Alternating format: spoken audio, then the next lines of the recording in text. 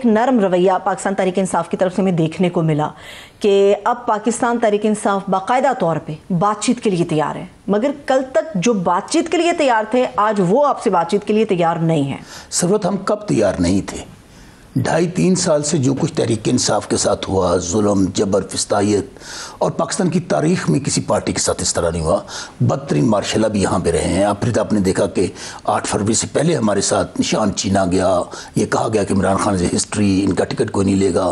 फिर अल्लाह ताला का लाख लाख शुक्र देखें कि अवाम में इतनी अवेयरनेस आ गई थी कि 2/3 मेजॉरिटी हमें मिली। 2/3 मेजॉरिटी के बाद वो हमसे छीनी गई, फिर मखसूस नशिस्तें छीनी गई। फिर हद तो ये हुई कि काजी फाइज ईसा ने रिकाउंटिंग करवा के हमारी 9 साल सीटें फिर छीन ली।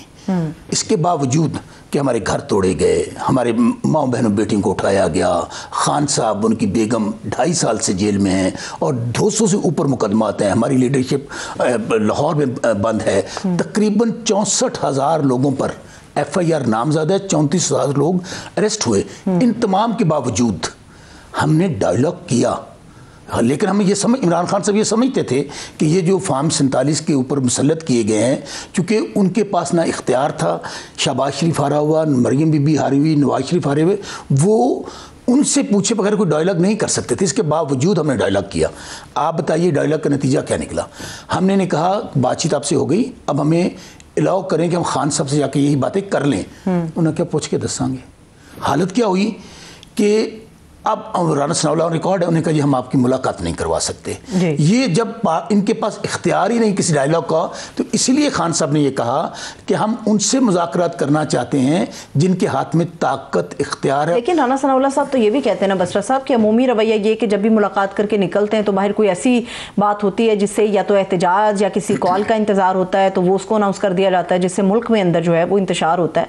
तो गालिबन ये भी एक बहुत बड़ी वजह है। सरवत क्या करें कि इमरान खान को झुकाने के लिए, इमरान खान को डराने और धमकाने के लिए आपने आइन ख़त्म कर दिया, अदालतें ख़त्म कर दी, मीडिया का गला घूंट दिया, और यहाँ पर जुल्म की वो दास्तानें रकम हुई कि जिसको मैं बयान नहीं कर सकता। आप ये करते हैं कि हम हाई कोर्ट और सुप्रीम कोर्ट के ऑर्डर्स लेकर जाते हैं। मैं नहीं मानता इनको, ऑर्डर्स को नहीं मिलने देते। 4-4 महीने अब खान साहब को आइसोलेशन में डाल देते। वैसे जेलर साहब ने जो अदालत में भेजा लिख के, उसने तो ये कहा कि खान साहब मुलाकात के लिए तैयार नहीं, तो हम मुलाकात कहां से करवाएं? अंदाजा करें कि वही जेलर बाकायदा जस्टिस सरफराज डोगर साहब की अदालत में लिख कर देता है मैं मुलाकात करवाऊंगा। सलमान अकरम सब मौजूद होते हैं, हम लेकर जाते हैं। आपने देखा कि हमारी पहले 4 महीने उनको आइसोलेशन में डाली रखा। डेथ सेल है, हमने आपका नाम डाला था, मुझे अभी तक याद है, या कुछ साफियों का कि चले हम हमारी नहीं मानते, आप जाके विजिट कर लें, भी इजाजत नहीं। आप जाके विजिट कर लें कि वहां पर डेथ सेल मौजूद है। ना अखबार ना टेलीविजन जो कि उनका इस्तेहकाक है जेल मैनुअल्स के मुताबिक और प्रिजन रूल्स के मुताबिक, वो नहीं हुआ। अब क्या हुआ? 1 महीने बाद मुलाकात करवाई गई। और क्या करें, जब आप इस तरह का जुल्म करेंगे तो हमारे पास ऑप्शन क्या है?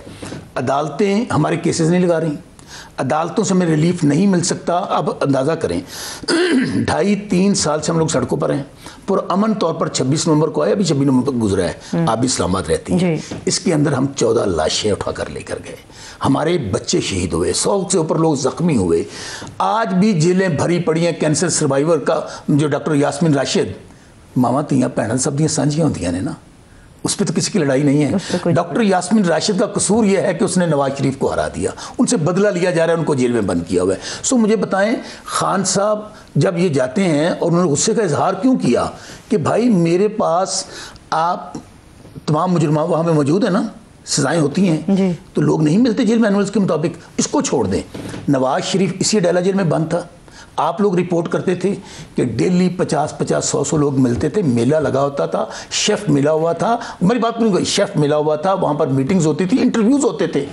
आज पाकिस्तान की सबसे बड़ी पार्टी का लीडर 2.5 साल से असा तो नहीं कि सन हस्पताल शिफ्ट कर दो, हम तो नहीं कहा कि डील करके हमने बाहर जाना है। तो वैसे आप लोगों के पास भी तो ऑप्शन होगा ना, अब आप भी शौकत बसरा साहब खान साहब से ज़रा राजीनामा करवा लें कि वो भी सेहत को मद्देनजर रखते हुए शिफ्ट हो जाएं। अगर बाकी वज़ीर आज़म को ये सहूलत मुयसर आ सकती है तो इमरान खान साहब के लिए उसका नाम कैदी नंबर 804 इमरान खान है।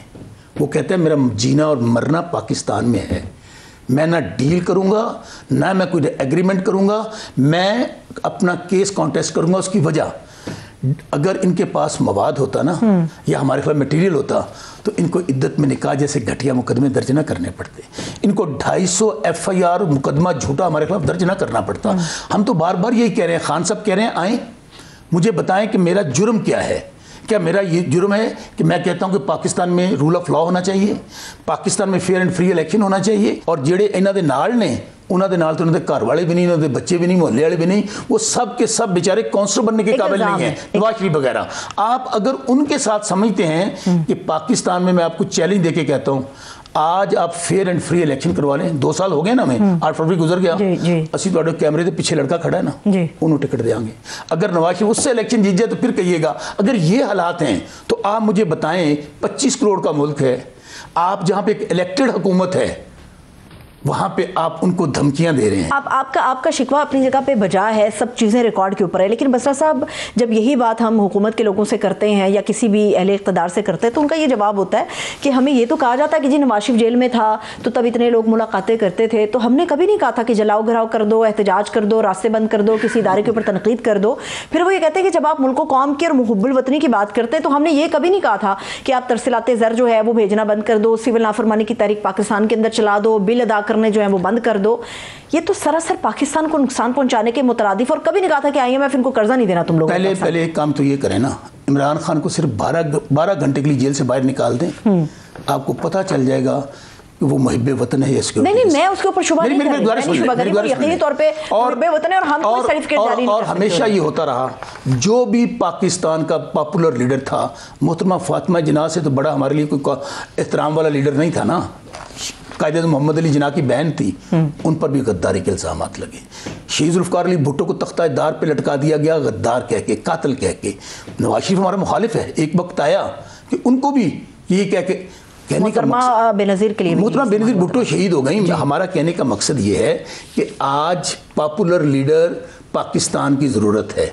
आप कहती हैं कि आप जिलाओ गिराओ की बात करते हैं, हम IMF को कहते हैं। IMF अभी हम तो नहीं है ना गवर्नमेंट ने जी। आज से 2 हफ्ते पहले IMF ने क्या कहा है? तो 5300 अरब की करप्शन के ऊपर बड़ा उन्होंने मोहर ना 1000 अरब, ना 2000, ना 3000, ना 4000 अरब, 5300 अरब का डाका डाला है इन फार्म 47 के नमूनों ने। आप उनको, जिनको हुकूमत कह रही थी ना, हुकूमत आवाम से होती है, हुकूमत लोगों से होती है, ये इन लोगों ने ये डाका डाला इस जाली हुकूमत ने।